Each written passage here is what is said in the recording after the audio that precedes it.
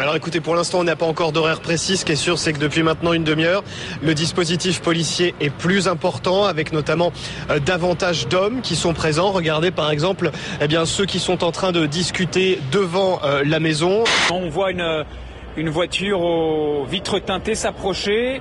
Ça n'est qu'une fausse alerte, puisque c'est un véhicule qui ressemble à celui dans lequel s'est engouffré Dominique Strauss-Kahn. Bonjour et bienvenue à tous, édition spéciale pour voir, pour savoir et pour comprendre cette troisième audition en 3 semaines de Dominique Strauss-Kahn devant la justice américaine. 7 minutes plus tard, il est arrivé sur place où il a été hué, conspué par plusieurs dizaines de femmes de ménage qui s'étaient rassemblées pour dire leur colère et leur soutien à la victime présumée.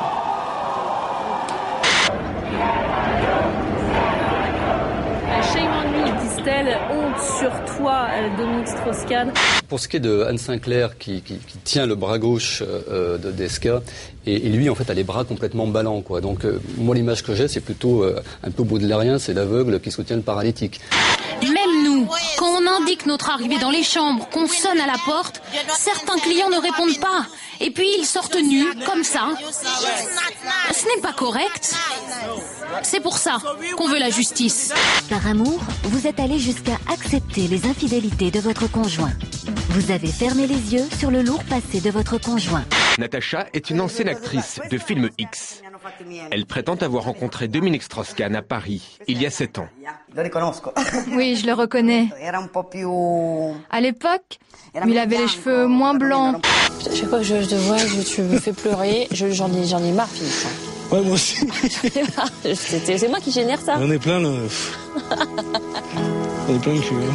Natacha était alors à Paris en compagnie de son époux Sergio, qui travaille avec elle. Un soir, après un tournage, ils vont se détendre dans un club échangiste parisien. Pour eux, la routine.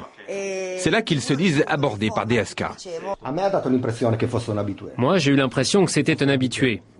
Un habitué, c'est ce que j'ai ressenti, parce qu'il avait l'air à l'aise. Pour la première fois, l'ex-directeur du FMI s'est présenté à la barre. Oui. Après des scènes de guérilla urbaine à la cité des Tarterets, une petite fille de 9 ans est toujours dans le coma. Ses parents accusent la police de l'avoir touchée à la tête avec un flashball. 2 tireurs nous visent à 5 reprises. La tension reste vive ce matin à la cité des Tarterets. Et Florence Lecnec, qui est en ce moment à l'intérieur de la salle d'audience. Elle nous permettra de suivre le déroulé de cette comparution en nous envoyant en direct des SMS que vous verrez s'inscrire à l'écran. Ce sont tout simplement des SMS, des petits messages qui nous sont envoyés soit par SMS, soit par réseaux sociaux. Le millésime 2012 du dictionnaire sort cette semaine. On y voit aussi l'apparition de certains anglicismes comme tweeter ou encore le e-learning, apprendre par Internet.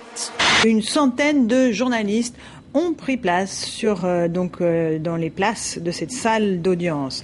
Voilà, premier SMS de Florence Lecnec. Information de l'intérieur du tribunal.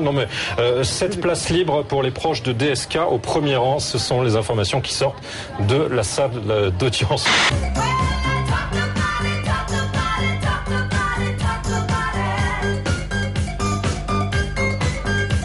Dominique Strauss-Kahn vient de rentrer dans la salle. Un SMS qui nous parvient en direct de la salle du tribunal. Le savent, nous, puisqu'on vient de l'apprendre, Dominique Strauss-Kahn vient de plaider non coupable.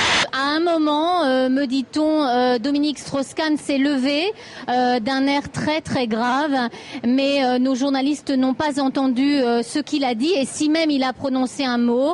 Il y a tellement d'entrées dans ce tribunal, alors il faut mettre des caméras partout si on veut être sûr d'avoir l'arrivée de DSK. C'est donc comme cela que Dominique Strauss-Kahn et sa femme Anne Sinclair rejoignent leur voiture. On retrouve Maryse Burgot car Dominique Strauss-Kahn est en train de sortir, même si nous avons un peu de mal à le distinguer.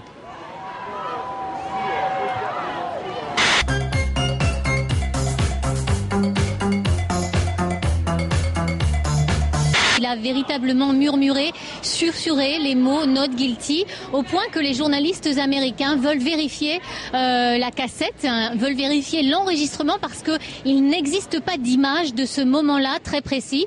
Pendant des mois, vous mangerez au petit déjeuner, au déjeuner, le soir, un peu de sperme ADN de Strauss-Kahn. À Paris, chaque année, Marilyn Baldec accompagne 350 victimes. Et les dossiers d'élus agresseurs, elle en a toute une pile. C'est tous les dossiers de femmes qui nous saisissent, quelquefois des hommes qui dénoncent des violences sexuelles au travail. Et là, nous avons les dossiers qui concernent particulièrement les élus.